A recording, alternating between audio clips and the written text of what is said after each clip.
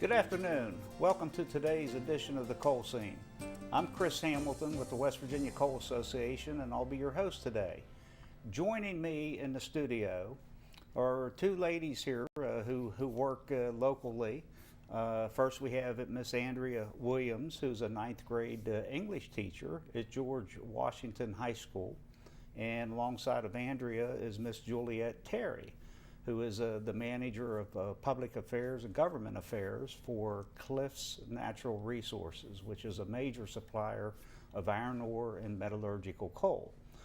Today's show is going to feature and surface around, center around a coal-related workshop that was sponsored by GW High School here recently. Andrea and Julia both participated, along with myself and several other members of the coal industry. In fact, Andrea was responsible for not only coordinating the event, but it was her idea, and all the work that went into sponsoring and lining up the program was that of Andrea. So that's probably a pretty good place to start. Andrea, thanks so much for taking time to join us here today. Juliette, thank you for joining us. That's probably a pretty good place to start. Why not just give us a little background and, you know, what kind of provoked your thinking of bringing coal to the classroom at George Washington High School? Okay, Chris. Well, I have been teaching Homer Hickam's novel Red Helmet, which is a story about a woman named Song Hawkins who works for her father, Joe Hawkins. She's a very rich New Yorker, and she ends up marrying a superintendent from a mine in a fictional place called High Coal, West Virginia. And as my students have been reading the novel, the title of the novel is Red Helmet. So we've been looking at coal, we've been looking at West Virginia's main economic driver, and we've been studying what is a red helmet? You know, what is red cap training? How do you become a red cap? I've been looking at the different jobs within the mine, from entry level to advanced, and what it's like to be a coal miner. So we wanted to kind of give them an idea of the coal industry in West Virginia and what types of opportunities are available to them, and also highlight some of the important parts of our book. Excellent. You know, we're going to talk about, you mentioned so many things there in that short statement, and we're going to come back and we're going to analyze and just talk about the career opportunities that exist in coal today. You mentioned coal being a primary driver behind the state's economy and local economies, and we'll explore all that. Juliette, you were on the program. Mm-hmm. You were on the panel. What was some of your perceptions, your thoughts going in, as well as what you left there with that day?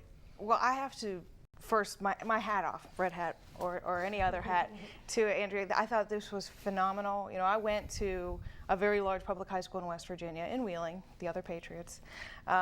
We never had a seminar like that where you had 300 students learning about an actual industry in West Virginia. Like you said, it's the core economic driver. It's the foundation of our economy here. And it's really, we've built and powered the United States right here from West Virginia. And you know, I work in the coal industry now. I didn't always work in it, but I've always respected it. And I think what you did is you teed up a conversation that's going to continue, I'm sure, for the rest of the year with your students. The friends of mine who had students that were in the audience really found a lot of value in it. And people think teenagers are so cynical these days that they wouldn't care, but they really got into it. I thought you had them ready with great questions. As a former student, I wish I had more teachers like you. I mean, I had some great ones, but your enthusiasm is something really to admire. Thank you. Well, good. One of the featured speakers that you had at the program was Mr. Roy Lee Cook, who was one of the original Rocket Boys. He went to school with Homer Hickam, and he was part of that. I think it's the Big Creek Rocket Missile Agency. Yes. Which I just chuckle every time I see and hear that. But so he and Homer and Roy Lee was also part of that group that won the National Science Award in the early '60s. So I was there, and I listened to to him, and I also watched the students how you know, just how intent they were on listening to everything he had to say, from his childhood upbringing to, you know, the way that Cole played a big piece in his life. I think we have a clip here. Why don't we watch the clip of Roy Lee, then we'll come back and you know, just chat about it for a while. Okay. And now I have a trucking company over in Cross Lanes. We also do hotel development. Have a foundation that gives an award out each year to the West Virginia Teacher of the Year. And I think this last 2 weeks ago was probably either the 10th or 12th year that we've given out that award. It recognizes a teacher that either has overcome a physical or otherwise problem in becoming a teacher, or later to stay a teacher, or someone who just their entire life wants to do something for the students. This winter, a couple of weeks ago, was Jeremy Rodriguez from down in Raleigh County, and I believe that he took that award, that cash award, and invested it back in his own students. I don't think he spent a single penny on himself. And that's the kind of devotion that we have in West Virginia. People work hard. They believe that they can help themselves. In Coalwood, everybody took care of each other. It didn't matter if you belonged to the union or not. It didn't matter if you worked in the office or in the coal mine. We were all neighbors, and we made sure that if there was a problem in a family, it got taken care of. I don't think that was unique to Coalwood, West Virginia. I think it is something that is unique, though, to the state of West Virginia, because we care. Now, just briefly, let me tell you what the difference in coal mining was when I was growing up and what it is now. The big difference is one word. It is automation and computerization. When I was born, they still had work ponies in the mines. They were still digging coal out practically by hand. And as I grew up and grew older, we started getting machines that could do that. The continuous miners, which was a wonderful invention. And later on, the longwall miner, I hope everybody gets a chance to visit a mine that has a longwall mine operation in it. It's a very safe and secure and very productive way of mining coal. And finally, even on the outside, on the strip mines, we use things that are called very similarly highwall miners. And those two are very safe and very efficient in producing coal. So what has happened is that instead of a lot of people working in the coal mines and producing coal, we now have a smaller workforce, but it's working much more efficiently. And they're getting paid better, and they have safer and more secure jobs in our great state. We might go back and watch some more of the video here in a little while. Roy Lee, like Homer Hickam, you know, they don't pass up an opportunity to visit schools around the state and out of the state, and they just do such an excellent job. And just as Roy Lee did at your event, he and Homer both, they just give so much credit to the influence that their teachers had over them, for all the inspiration, for steering them, you know, in the right direction, for believing in them, for instilling that confidence. And I'm sure that's a part that's very rewarding for you and your colleagues in the classroom. It really is. We want to see all of our students work to their true potential. And that's one of the reasons why we decided to have this panel. I wanted students to be able to hear from several different industry experts, to hear from Roy Lee Cook what it was like growing up in a coal town, to hear about the values of the people of Coalwood, West Virginia, and the drive that they have, and use him as inspiration. He's a very successful entrepreneur in this state. So I wanted them to hear from the top people in the field. We had Ryan Toller from Patriot Coal, Juliette Terry from Cliffs Natural Resources. We had Chris Smith from Natural Resource Properties, and then yourself. So I wanted them to have the opportunity to hear from varied positions in the field and to be able to kind of make the connection from past coal towns to currently what the coal industry looks like, and then the opportunities that are available. I thought it was interesting, and I made the note, I mentioned to several people that I think we had just about every generation of those of us involved in the coal industry present on that stage, almost in ascending or descending order, depending on what side you were at. Not sure what you're getting at, Chris. Well, we're not bringing up age you, here. you were in the middle, so you were protected. But Brian and Chris, to their credit, I mean, they they're had to fantastic. be more probably influential with the with the young men and women that were sitting with a real ambition to perhaps get into mineral or the coal industry at some point in time. Because there's two guys that they basically have the looks of a high schooler themselves, are so youthful looking, but yet have this wealth of experience, and both are mining engineers. Both have about 10 years within the industry. They've fulfilled a variety of occupations and with differing responsibility at the mine level, and both are basically at that middle level, was almost senior manager level at a very, very young age. And I just put myself in that classroom watching the interaction and listening to those guys that, geez, here's a couple guys that I could really aspire to, and with a little bit of experience and all might get there someday. So Well, you had students come up to you at the end who said, I want to get into a Red Hat class. How do I get started? So your career readiness is already helping, I think. It was exceptional to watch. I think when we hear of employment opportunities in the industry, the first thing that everyone thinks of, and in some cases the only thing that people think of, are the working miner positions. How do I become a miner? And again, when they hear the job opportunities, they think miner.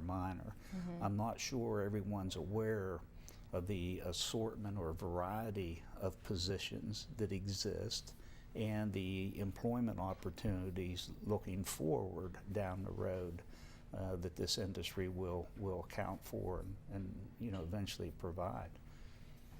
I agree with you completely. I certainly don't look like a coal miner, so to speak, but we do have a lot of women in our workforce, in all levels of our workforce at Cliffs and a lot of the other companies. I'm on the lobbyist side. I handle government relations for state and federal issues related to Cliffs coal business. So I'm on the business end of it, but some of my best days at work are when I get to put on a hard hat and coveralls and boots and go underground and take a politician who may not even come from an energy state, and show them, you want your lights to turn on in Washington when you're making your decisions. Where do you think that power is coming from? And we can take them and show them, and the workforce is great about explaining the process to them. So again, I really think starting that education at the teenage level, like you have started, even by having Red Helmet on your curriculum. I don't know if you get to make those choices, but it's just great, because the sooner we get people to understand the huge range of employment possibilities. I can't think of a job, Chris, that a coal company wouldn't need. I mean, really, we talk about horticulturalists, we need political scientists, we need land surveyors, engineers, anything from the STEM education we absolutely need. But there, there's no gender anymore in a coal miner. I mean, everything is really open to anyone. And I think any background. Sometimes we've seen people who went a business track, didn't really like wearing a suit every day and sitting behind a desk, and they ended up going back to technical school and going to work where you get dirty every day, and that's fun, and you're making an impact to the world. So I can't tell you enough how much I love what I do. Well, and our kids in high school and in junior high school, they need to know that there will be employment opportunities within this industry, because we've gone through a couple cycles, and we've always gone, and we will continue to go through these cycles where you have high productivity and output opportunities and needs, and then you'll go into periods of slowdown, which is where we are today. And and what happens with that, it seems like it starts going through the communities. The coal mining's laying off. And if you're about to leave high school, you ought to think of another career path. And we're going through some general or overall downsizing with our industry right now, but it'll stabilize within the next year or so. And the remaining part of West Virginia's coal industry will still be a strong industry that's vitally important to the overall economics of this state. We mine, as we were talking last week, traditionally 150, 160 million tons of coal. We do that with about 22,000 coal miners. We're down to 115, 120 million tons, and most people think that's where we're going to stabilize over the next 10 years or so. So there's still a lot of, that equates to 18, 19,000 full-time positions. And as Julie indicated, it's just not the mining positions. It's the engineers, it's the technical people.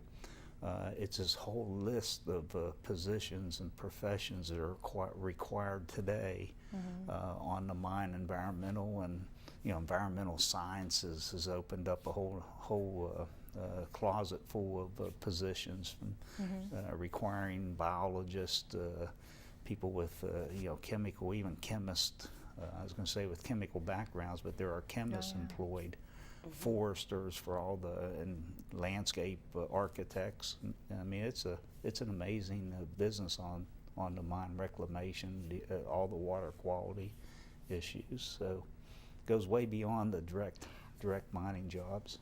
That's one thing that I wanted to highlight was the supporting industries. Here we have Walker Machinery, we have with hydraulics. I mean, we have all these other businesses where students that maybe decide to go the vocational route will be able to be employed.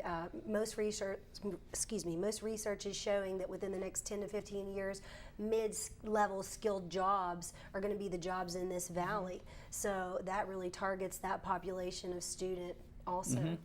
And it really opens up these opportunities that people have to become certified in a specific area. Mine electricians, welders. It don't even have to be a mine electrician. Just a person with an electrical certification. So the career and technical path is really unlimited, and we're doing as a state, I believe, so much just a lot better job identifying those occupations available within that particular region or location. And it seems like the career and technical schools are a lot more responsive today and really making sure that they have programs that are conducive to the jobs that are available. And even the community colleges, Canal Valley Community and Technical College, Bridgemont, they have tailored programs for operators, for people that would like to go into engineering later on. And I think that a lot of people in this valley overlook the community college aspect of maybe saving a little bit of money before you transfer to a larger college. I'm a product of that. I went to the Community College of Allegheny County in Pittsburgh, Pennsylvania, and then transferred to a larger university.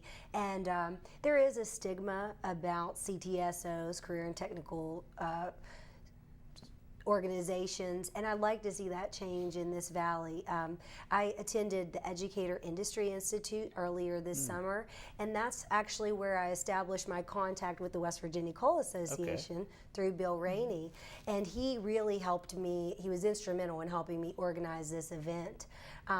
But we would really like to see some other educators get involved with industry and see how easy it is to have a panel like this. It just takes a little bit of planning and some extra phone calls, but to see that you all as industry leaders are willing to come and talk to students as well. I think you're absolutely right. I think every successful bit of education reform, if you want to call it that, or anything else, shows the value of getting the private sector involved in your public education delivery.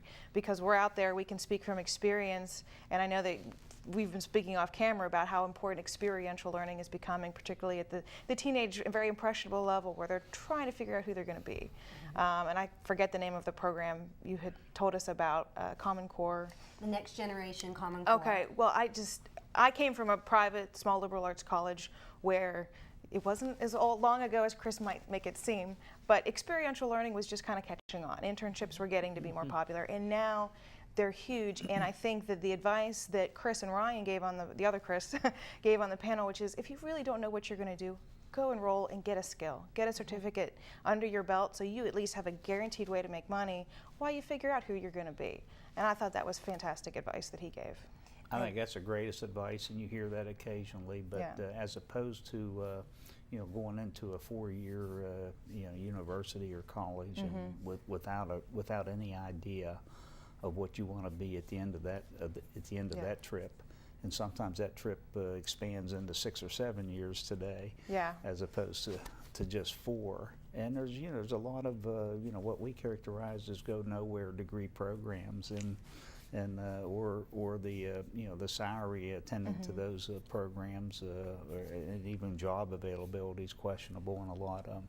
So it just makes all sense in the world if you really are just kind of floundering, and as opposed to risking being on the low side of your quality point minimums. It just makes all sense in the world if there's an opportunity, such as there is in coal, to maybe go and make a $50,000-$60,000 a year salary as you're trying to figure out what it is you want to be when you grow up. So there aren't many jobs where you can, at a very early stage in the game, be able to put money in the bank and save. I mean, and this is an industry that will help you get there with great benefits too. So. And I've been around the other point, Andrew, you make is the eagerness or the willingness on behalf of coal officials to become more engaged with their local school, whether that's a high school, grade school, or even a technical school and college. There really is there is an eagerness there, not just a willingness. Everyone wants to be able to. It looks good and it makes sense for people to partner with the educational institutions. That's actually what I've been doing in my classroom. As a result of Charleston Area Alliance Educator Industry Institute, I've asked my students to commit to an industry, whether it be healthcare, food, within the entrepreneurial, hotel development, education, and we'll reevaluate that in January. But while they've committed to whatever industry it is, I've been trying to show them how important the skill of using English correctly and having proper grammar and being able to write across the curriculum, how all those things really are across all content areas and all jobs and all fields. And one of the things that I've been doing is implementing Common Core Next Generation standards in my classroom. 46 states have adopted them. We call them Next Generation in West Virginia because we've changed them about 15%. But what we're hearing from our post-secondary schools is that we're failing our students. We're not teaching them how to communicate, to pick up the phone and do a cold call, to be able to, interview an official like you, to be able to, go out and research.